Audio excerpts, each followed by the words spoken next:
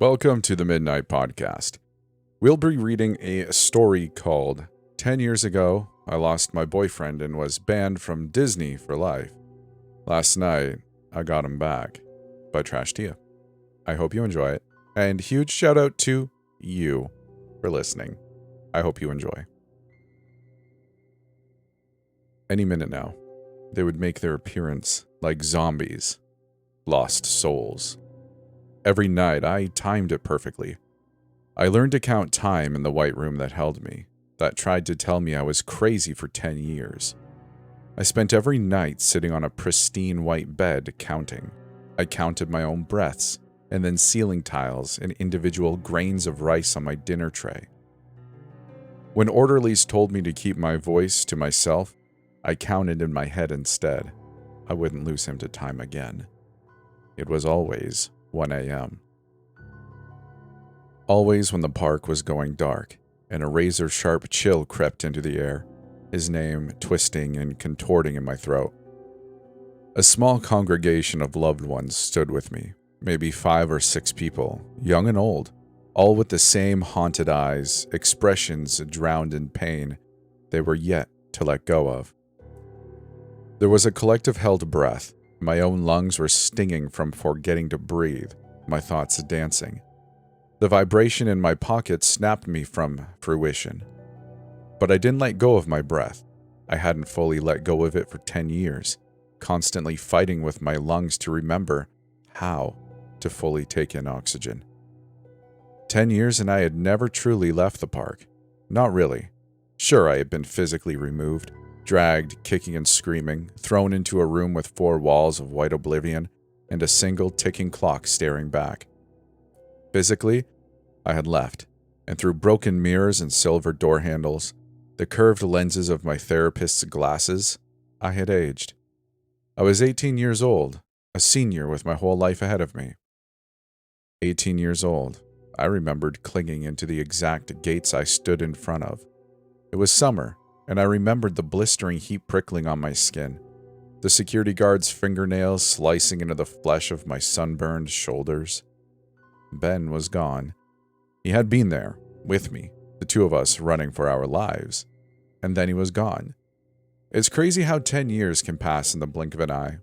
I can still remember my banshee cries, my begging, my phantom screams trapped in 2011, and yet bleeding through into the present day. I was 27 years old. The sky was pitch dark, a half moon casting an eerie glow across the park. The chill was a sharp bite, whipping my ponytail back like the wind itself was telling me what I was doing was a bad idea. I didn't care, wrapping my hands around the cool metal prongs of the towering gate. I was back. 10 years, and I was finally taking him home. 1 a.m. The sharp whispers from the people around me told me it was time. For a disorienting moment, my mind went blank, my thoughts cotton candy. I knew this feeling. I knew the feeling of being unable to breathe, to move, to talk coherently. 1 a.m. had always taken that away from me.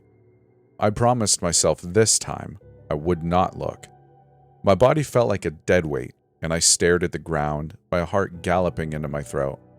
I could hear their shuffling footsteps getting closer and closer, and I squeezed my eyes shut. "Lucy?" The soft cry turned my gut inside out. When I lifted my head, I saw them, shuffling figures, shadows stretching towards us. I recognized the one in front automatically, beneath the pale glow of the hanging moon. Elsa looked almost ethereal. The girl's face was pale, glowing underneath the light bathing her. I should have seen Lucy. The woman calling her name was sobbing, pressing her head against the bars, but I just saw Elsa. It was almost unearthly, terrifying how the girl resembled the Ice Princess, her iconic white blonde braid and flowing blue dress trailing behind her. Elsa wasn't alone. Others joined her, moving in a slow stride, their eyes vacant. Mulan, Jasmine, and then Snow White. After them came the guys. I sucked in a breath, but only Jack Frost and Captain Hook appeared. the two of them stumbling into bleeding shadows. It was their shuffled footsteps that scared me. I didn't know why they came out, but they did. 1 a.m. every night without fail, severed from phantom strings, they stumbled toward us like hordes of zombies. Instead of blood and gore, however, there were silk dresses, wigs, and flawless skin.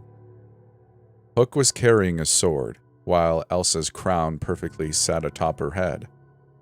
Elsa stopped in her slow stride, her lips stretching into a wide, plastic grin.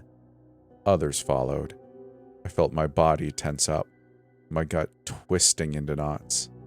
The way they moved, like puppets dancing on strings, twisted my gut into knots. I liked to pretend part of them was still in there, screaming for a way out. Hook wandered over the furthest end of the gate, while Snow White and Jack Frost stood perfectly still, their arms by their sides. I didn't like watching, but I couldn't help it. They were like robots awaiting command, empty shells drained of their souls, hanging on puppet strings I couldn't see. The woman calling Elsa's name burst into sobs, reaching out through the metal prongs, trying to reach out. Elsa looked straight through her, still with that unnerving grin. The poor woman's eyes stung my chest.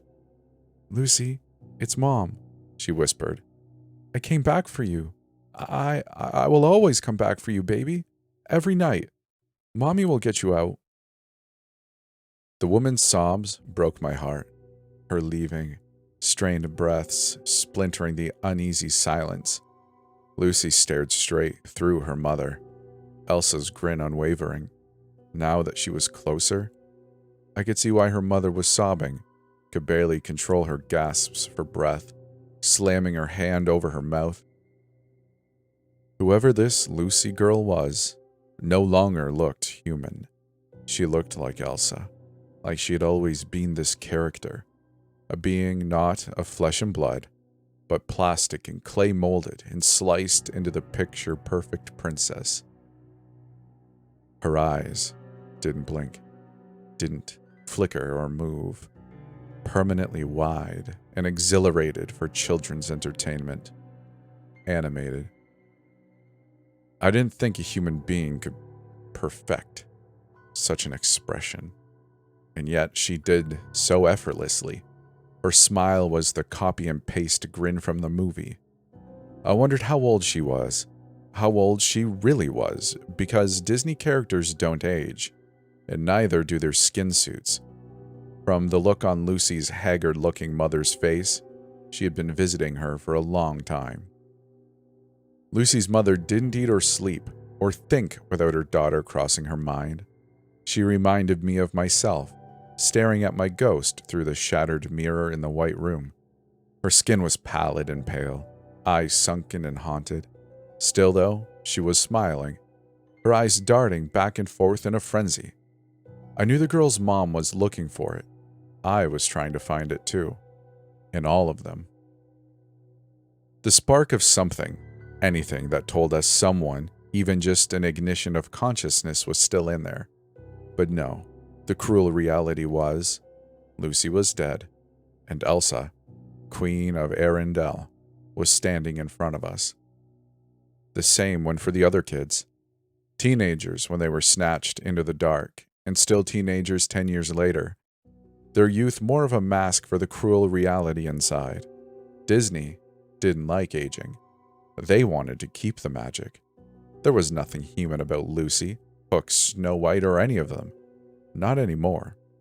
Anything that had been them had been cruelly cut and purged, sliced away to make way for a perfectly sized shell.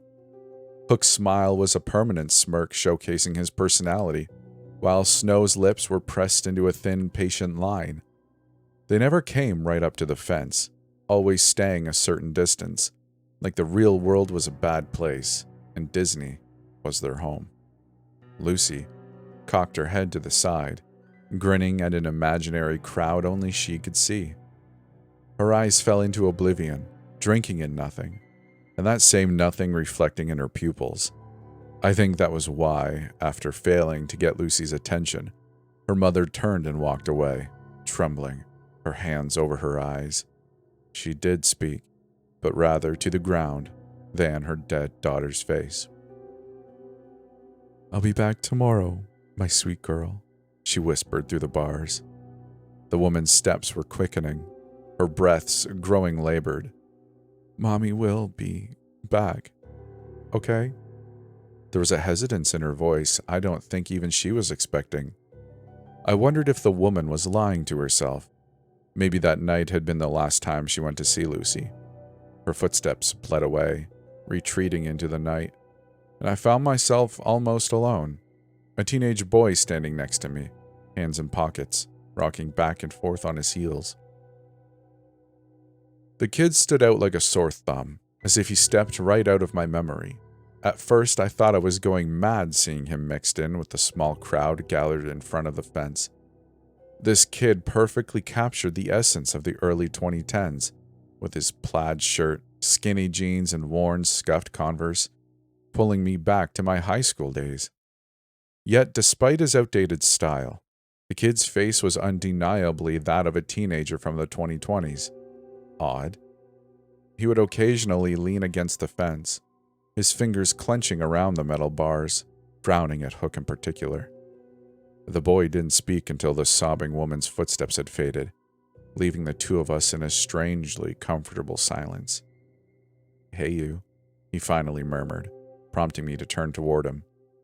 Though young, his face was overshadowed by hollow, haunted eyes that I didn't want to question.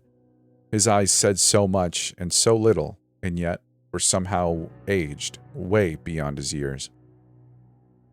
His expression was mostly nonchalant, bar a curled lip. A tuft of thick brown hair peeked under a baseball cap. He cocked his head, his gaze flicking back to the characters. "Do you see Pan?" "Pan?" I said without thinking. "Yeah, Peter Pan." I squinted into the dark.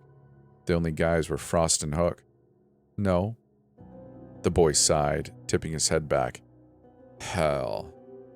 This is the third night in a row I haven't seen him." I couldn't stop myself, my tongue tangled with questions. "Are you—" I hesitated. "I mean, are you here for someone?" "Sort of," he hummed. His expression flickered with intrigue, drinking me in. "So are you." I nodded, stepping away from the fence. The kid turned toward the Disney character still standing motionless, his expression darkening. "My boyfriend." "Ouch." His lip twitched. "Which one?" I was so used to sympathy smiles, sympathy eyes, that made me want to crawl into the ground. "It's not your fault he's gone," people would tell me, hoping that's exactly what I wanted to hear. I was so tired of fake smiles and wide eyes. So the kid's nonchalance was a breath of fresh air. "Flynn Rider." I surprised myself by saying his name out loud, which meant for the first time in 10 years, I was no longer in denial. Something in the kid's expression twisted. He turned away from me, focusing on Snow White. "I used to know, Flynn Rider," he hummed. "Back when I was charming. The guys slaughtered me and kept him." The kid's words were not what I was expecting, immediately taking me off guard. Suddenly his odd fashion sense was significant. The boy's lip curled, eyes narrowing, like he too was looking for something. It felt like the ground had been ripped from my feet. If this kid was implying what I thought he was implying, then my therapist was wrong. My mom was wrong. Everyone was wrong. It was so cold, and yet warmth was slowly spreading through me, bile making its way up my throat. The boy jumped up and down on his heels. "Now, I'm standing here in the freezing cold when I should be home, trying to find his little brat of a brother who just had to get himself caught." I was breathless, suddenly. "You were one of them?" The kid shrugged, pouting. "It's complicated." I couldn't stop myself. In what way?" I gestured through the gate. "You were one of those things and you got out?" I was aware of my voice rising in pitch. His expression, growing progressively darker. He studied me like I was crazy, backing away slightly. I pretended not to see the slight glistening in his cheeks, like his skin was made of metal. Like I said, it's complicated, he said. They didn't magically decide to let me go. His gaze found the ground. I was selfish. That's how I got out of there. Selfish? He shot me a sickly smile, and again, there was something about his face that reminded me of the other Disney characters. Why do you think I'm here tonight? I made that idiot a promise. I nodded, dizzily, my chest aching. What was his name? The kid's eyes softened. It's not your Flynn, he said. Trust me. They have multiple on standby. He pointed at himself. Charming's, however, there was just me. The kid chuckled. Something about his voice aged him far beyond his youthful face. No kid was interested in the old princes. They wanted Flynn and Kristoff. So they had one model, which, yeah, that was me. I was still waiting for the name, his words going in one ear and out the other. Roman. He rolled his eyes, giving in. His name was Roman, while their Rapunzel was Maya. Roman, I thought, not Ben. So if this kid's friend was Flynn, then what happened to my Flynn? I would describe the feeling as being ripped apart from the inside, being filled with momentary hope only to have it snatched away, unbridled despair taking hold.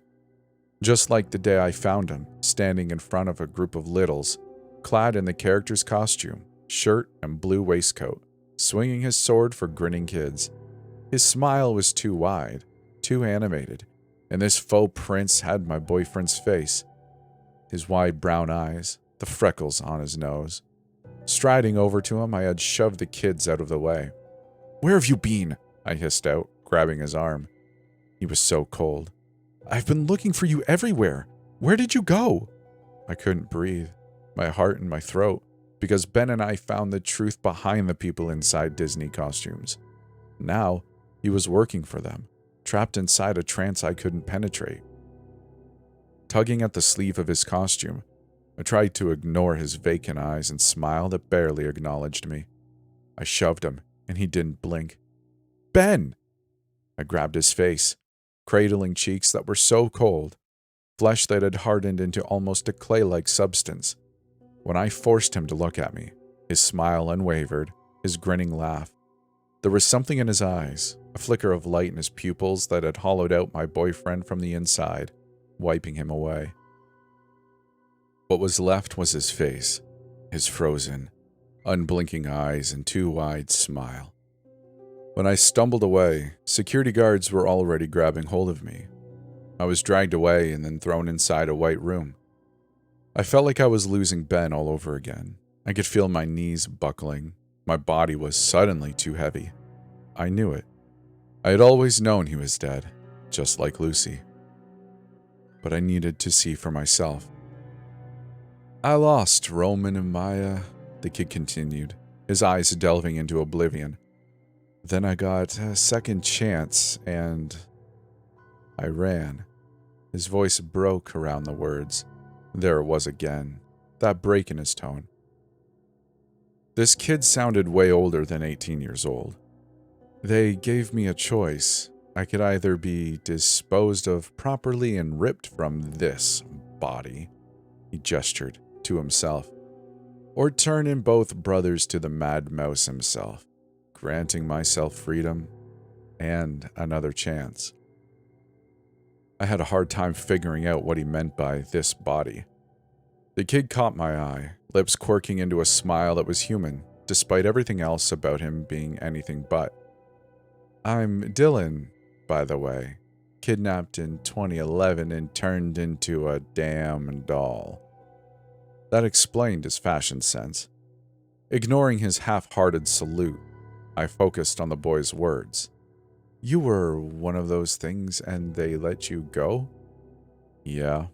He avoided my gaze. I was Selfish. And I deserved to be selfish. I deserved a second chance. This kid might have been putting on an award-winning performance, but I could see the streaks of vulnerability creasing in his eyes, his body stiffening. 10 years, he said bitterly. I was in there and I was nothing. I couldn't think, or breathe, or taste, or smell. There was nothing, nowhere to escape, and not even a body to kill. To end it. He didn't look at me, his shoulders slumping. I had a chance to breathe again, to see a world that had moved on without me. Got to see my dad again, from afar, because he wouldn't believe it was me. I could see my girl, who's grown up and had 2 children with my best friend. I don't have family, anyone to come back to, but I don't care. Because I'm alive. The kid swiped at his eyes, his tone hardening. Don't tell me you wouldn't do the same. Because you don't know the feeling of being nothing, seeing nothing, hearing nothing, just existing and waiting to fade. Straightening up, he shrugged. So yeah, I'm selfish and damn proud. I chose my words very carefully, backing away in one single step. You're still here, I said in a breath, searching his eyes for that light, that spark of nothing that drowned Ben's. They let you go, but you're still here. Why? The guy's lip curled. I told you. I made a promise. To Roman? He nodded. Those guys took his little bro. Dylan arched his neck, pressing his head against the fence. But I haven't seen him in a while. Last time I saw him was 2 or 3 weeks ago, and even then, he looked kinda... He drifted off, leaning back and focusing on me. There's a back entrance if you want to see your boyfriend. They open the doors after midnight to do a head count with the higher-ups. Dylan jutted his chin toward Hook and Jack Frost, still standing immobile. Hook's grin was unnerving. You can easily get through without being noticed. He twisted to me. But you gotta do me a favor. I found myself nodding, breathless once again at the thought of seeing him again. Even if he wasn't there anymore, even if he had been cruelly scooped out of his body, I needed closure. What do you want me to do? Instead of responding, he helped me get over the gate. I was up and over in a breath, my hands smacking on the concrete. When I jumped up, Elsa was standing several feet away. Being so close to her, I felt sick to my stomach. They're harmless. The kid's voice snapped me out of it, but I was already scanning the dark, blanketing me. Jack Frost's arm shifted. Snow White's smile widened. When the 2 started toward me, I pressed my hand over my mouth to suppress a cry. Dylan wrapped his arms around the steel bars, pressing his head against the other side. Relax, dude. They probably think you're a kid. Right, I whispered, my heart hammering into my chest. Where do I go? Under the silvery light of the moon, Dylan's eyes resembled Ben's. That same light ignited in his pupils. There's a door right behind you, he whispered. It'll lead you straight into the underground tunnels, and, if you're lucky, you'll find him in the Scarlet Room. His sobering expression told me everything I needed to know. There wouldn't be a happy ending, but I would be getting closure, saying goodbye.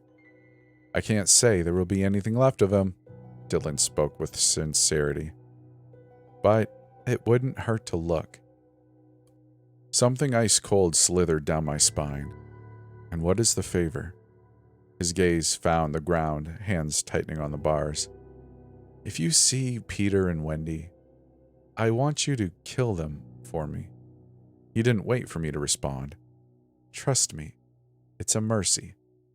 His eyes found mine, and I saw guilt, an agony I could and never would understand, tightening his jaw. Roman's brother was 16 years old, he said in a hiss. I didn't know him, but Zach did. Roman's little bro was a child, and they took him, just like his brother, and ripped out his soul. Who's Zach? I whispered, phantom crawlies filling my mouth. Dylan looked caught off guard for a moment, undeniable sadness taking hold. Part of me already knew what he was trying to hide. After all, he was an ex-Prince Charming. That is also complicated. Trust me, Zach is a whole other level of complicated that I don't have time to explain. He shook his head. My point is, killing them is saving them. It's setting them free. Before I could start spewing questions I knew I didn't want the answers to, I twisted around and forced myself to walk. Wait, Dylan hissed. What's your name? Cassandra. I didn't turn around. The kid's voice followed me all the way to the door. Are you sure you want to go in there, Cassandra? No, but I didn't say that. Dylan's words were still haunting the back of my mind when I left him, slipping through the open door, allowing me to bleed into the tunnels. Cold. A chill ran up my spine when the door clanged behind me. The same long, widening tunnel I stumbled through 10 years ago stood in front of me. The door from my nightmares that I had drawn on paper.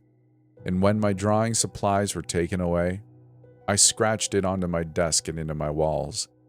Therapists told me it wasn't real, so I bit all of them. It was real. The prison hidden underneath the park, and the trapdoors snatching away loved ones. Starting forward in a slow stride, I used my phone as a flashlight. 10 years prior, Ben and I wandered down the same tunnel. I remembered his hands entangled in mine, his breaths sharp and heavy, in an attempt to drag me away from the horror. I had described my experience to so many people, and all of them called me crazy. We found a room full of people, bodies like empty shells lying on metal gurneys. We ran. I thought he was behind me. I thought we had escaped. But he was gone, whisked away into the dark. Ben's disappearance wasn't my fault, they told me. Stop playing make-believe to cope, Cassandra. You are a grown adult. You need to let him go. Mom's voice reverberated in my head as I followed my muscle memory. I remembered everything. The cold, flickering white light barely illuminating the tunnel and each steel door. I could feel my body starting to register where I was going, my stomach twisting, a thick paste filling my mouth. I remembered a room filled with Disney characters, new and old, pooling red staining metal flooring, and the unmistakable stunk of rot. A sudden giggle echoing down the winding tunnel sent me backing into a door and slipping through the gap. I had to share my eyes, harsh light striking me. It was exactly the same. The room full of Disney characters. But unlike 10 years ago, there weren't half a dozen bodies. Staggering back, I stepped on something fleshy. It was a severed arm, a white shirt sleeve still clinging to mangled flesh. When I turned around, there was a head, and then a torso. Bright red hair that reminded me of Ariel. The girl's eyes were still open. The rest of her, the slithery remains of her other half, poked from a pile of clothes. I did throw up this time, grasping onto my knees and heaving up my dinner. No, not clothes. Bodies. New and old, heads, limbs, and torsos, scattered like doll pieces. I turned to run to get out of there. This room had only gotten fuller through the years, now a dumping ground for unwanted Disney characters. Swallowing my stomach lining, I dropped onto my knees and crawled over to them before I could stop myself, picking through bones and flesh that was still warm. I didn't think about the real skin, slimy and warm, old bones and new bodies, fresh and still warm. I didn't think about eyes that were still open, still blinking at me, parted lips frozen in a scream. These people were the missing kids who were never found, the forgotten and homeless, the disappeared who nobody questioned. Ben. I didn't realize I was sobbing, shrieking into my red-slicked hands. He had to be here, I thought hysterically. I found him in a pile, crushed under Anna and Hans, forgotten and left to rot. His costume was glued to his body, one arm missing, an eye plucked from his socket. and rubber-looking skin. But it was still him. It was Ben. He was still warm, somehow. When I hugged him to my chest, his body twitched. Ben's eye flickered, his expression flickering. "Hi," I whispered. My boyfriend blinked, his lips splitting into a grin, congealed blood welling from his nose.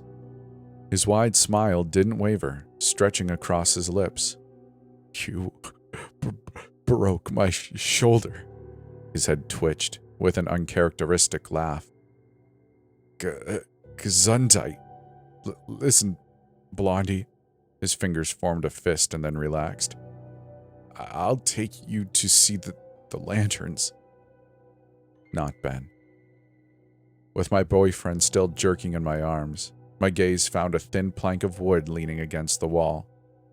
Dylan said killing them was saving them, but Ben was still there, still alive and breathing against my chest. He didn't make sense. His body was more of a doll, a shell, congealed blood and missing limbs. But it was still him. I jumped up and pulled him with me, dragging the stumbling boy with me. "You're going to be okay," I managed to get out in a sob, pulling him to the door. Reaching the tunnel, I hurried down the way I'd come, keeping a tight grip around Ben's arm. He didn't speak, his body jerking, a thick reddish sludge dripping down his chin. When I glimpsed a pinprick of light and quickened my pace, that same giggle from earlier brought me to a halt, shivers creeping down my bare arms. She appeared in a blur of blonde curls tied in a baby blue ribbon. I knew who she was automatically. Wendy Darling, dressed in her iconic nightgown when she flew to Neverland. This girl wasn't moving, only standing, giggling at Ben and I. She didn't speak, her empty eyes straight through me. So, I turned around and slammed her directly into Peter Pan. The lack of light in the tunnel drowned out most of his identity, turning him, ironically, into a shadow. But so close to him, I noticed he was trembling, his head, like Ben's, jerking to the left and then the right. The kid was undeniably Peter Pan.